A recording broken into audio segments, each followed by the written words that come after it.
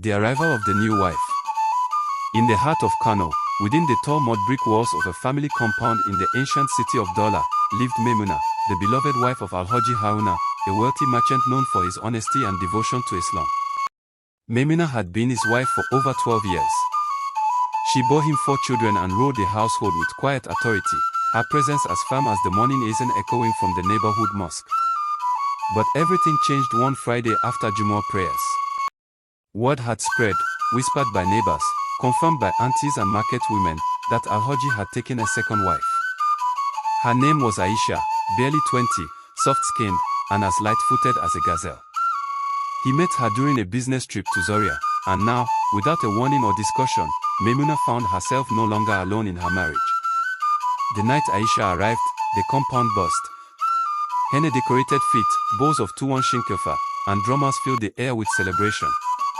But Maimuna sat in her room, silent, swallowing her pain like bitter herbs. The divided compound. Tradition demanded fairness. The co-wives would alternate days with Alhaji, each having her own room and responsibilities. But tradition did not account for the rawness of emotion, for the bruised pride of a woman who had given her life and youth to a man, only to be replaced, or so she thought. Aisha was soft-spoken and obedient. She called Maimuna Yoita, my elder sister, with respect, but the older woman received it with suspicion. Every compliment felt like mockery. Every smile, a challenge. The children didn't know what to make of Aisha. She tried to win their hearts with sweets and folktales from her mother in Sebongari, but they clung to Maimuna.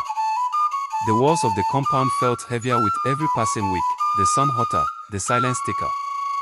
The brewing storm. Jealousy is a silent poison. Maimuna began to notice things, how Alhaji lingered longer in Aisha's room, how Aisha's meals were praised in public, how her own clothes began to feel less appealing. Am I no longer enough? She once asked her reflection. Aisha, on her part, tried to avoid conflict.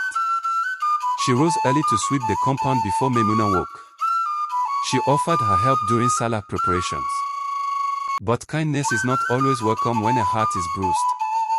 The final blow came when Alhaji bought Aisha a gold necklace for her birthday and Maimuna received nothing. That night, Maimuna wept, not from the absence of gold, but from the absence of remembrance. The confrontation. One rainy afternoon, the confrontation came like thunder after distant lightning. You think because you're young, you've won his heart. Don't be fooled. Time will teach you, Maimuna snapped after a small misunderstanding over kitchen duties. Aisha stood silently, her eyes glistening with unshed tears.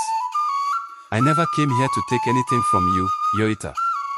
I only want peace. We are both women under the same roof, loved by the same man. Is there no way we can live without tearing each other apart? Maimuna turned away, her pride refusing to respond. The illness. Weeks later, fate took a cruel turn. Alhaji Haruna fell ill, a sudden fever, then weakness, then hospital visits. The household routine turned upside down. Maimuna and Aisha, for the first time, found themselves working together, preparing meals, caring for the children, visiting the hospital. One night, as they waited beside Alhaji's hospital bed, Aisha began to pray silently, tears falling. Maimuna joined her, and they knelt side by side, both begging Allah for his healing. It was the first time they touched, not in rivalry, but in unity. A new understanding. Alhaji recovered slowly. The experience changed him, and then, one evening after Maghrib prayers, he gathered them both. His voice was firm but gentle. I married both of you under the guidance of Islam. You are not enemies, but partners. If I have been unfair in any way, forgive me. But I ask you, for the sake of Allah, for the sake of our children, to live with patience and mercy toward each other. Something shifted that day. Maimuna began to see Aisha not as a threat, but as a woman also trying to survive in a world that was often harsh to women. Aisha, in turn, gave Maimuna space and deference. They weren't best friends, but there was peace. Eid morning. On Eid al-Fitr, the compound shimmered with joy. The children wore new clothes, the air smelled of incense and fried meat. Maimuna and Aisha worked together in the kitchen, their laughter light and unforced. Maimuna helped Aisha fix her hijab. Aisha served food to Maimuna's eldest daughter first.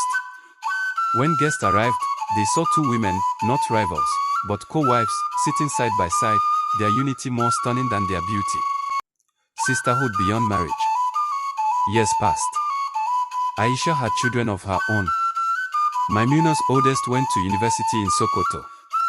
Alhaji grew older, spending more time in prayer and reflection.